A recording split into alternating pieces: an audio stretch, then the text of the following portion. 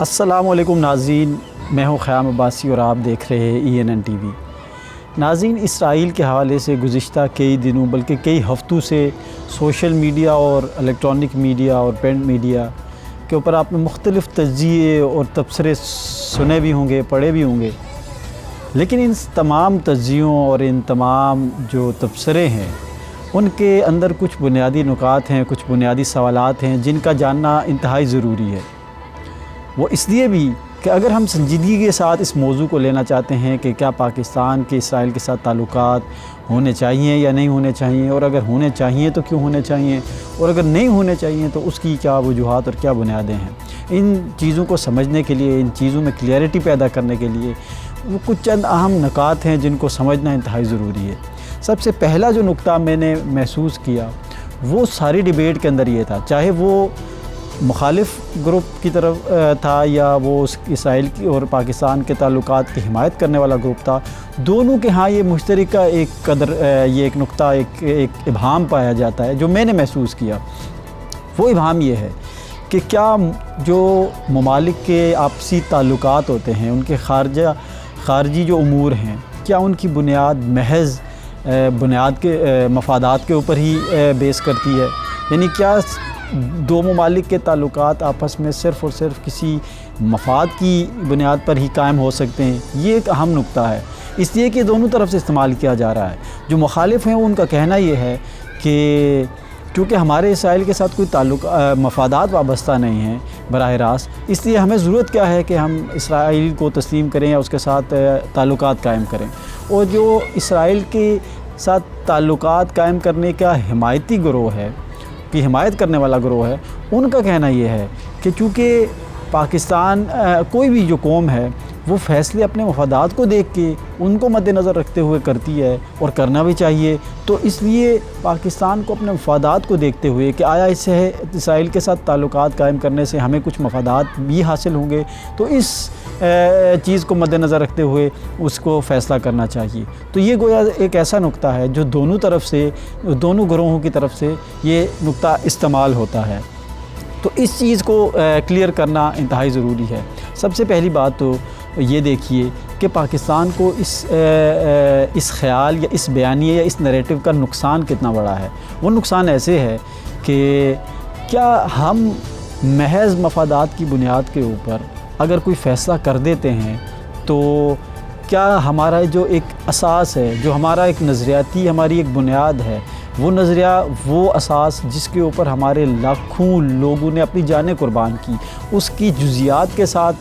اختلاف ہو سکتا ہے، اس کی بہت ساری پہلوؤں کے ساتھ اختلاف ہو سکتا ہے، لیکن اس کل کے ساتھ کسی بھی کو بھی اختلاف نہیں ہے۔ مطلب پاکستان کی اکثریت اس نظریے اور اس اساس کے ساتھ متفق ہے، ان کو اس کے اوپر اپنی کمٹمنٹ کا اظہار وہ بار بار کرتی ہے پاکستان کی اکثریت۔ تو اگر ہم محض کسی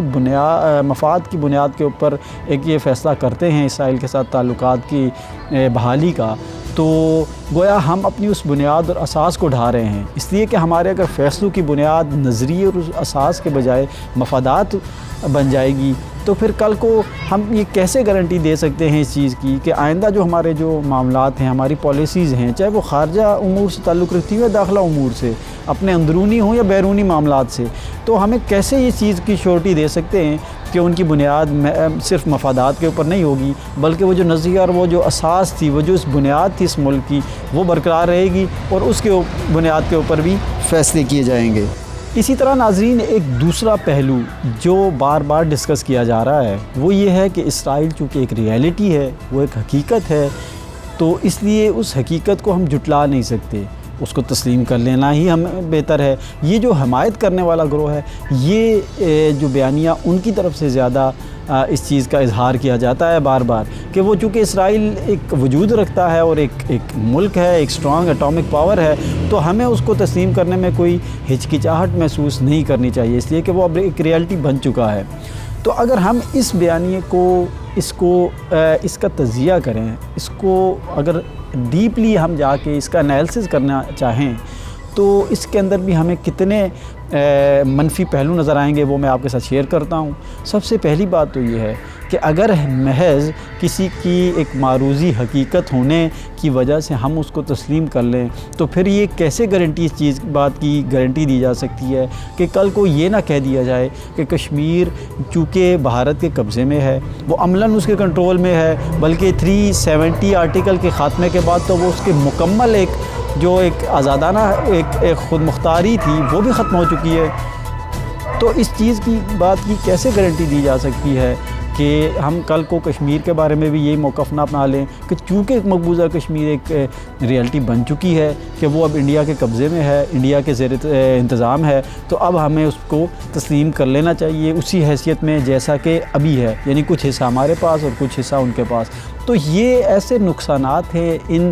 بیانیوں کے کہ جو کل کو ہمارے مستقبل میں ہمارے جب فیصلہ سازی کا عمل ہوگا تو اس میں ہمارے لیے انتہائی منفی جو صورت ہے وہ اختیار کر سکتے ہیں۔ اس لیے یہ دو بنیادی نکات تھے اس تمام پہلو کے حوالے سے۔ تو یہ کچھ پہلو تھے جو سمجھنا ضروری تھے اس ساری ڈیبیٹ کے اندر، اس ساری جو بھی تجزیے اور تبصرے ہیں ان سارے تجزیوں اور تبصروں کے اندر، اس لیے کہ اگر ہم ان چیز دو پوائنٹس کو نہیں سمجھیں گے تو پھر یہ جو بحث ہے یہ یا تو جذبات کے اسروں میں بہہ جائے گی یا پھر محض یہ منفی اثرات کو لے کر ہمارے اوپر مسلط ہو جائے گی۔ تو مجھے امید ہے کہ ان چیزوں کو آپ نے سمجھا ہوگا۔ نیکسٹ ٹائم انشاءاللہ نئے کسی موضوع کے ساتھ حاضر ہوں گے، تب تک کے لیے اجازت دیجیے، اللہ حافظ۔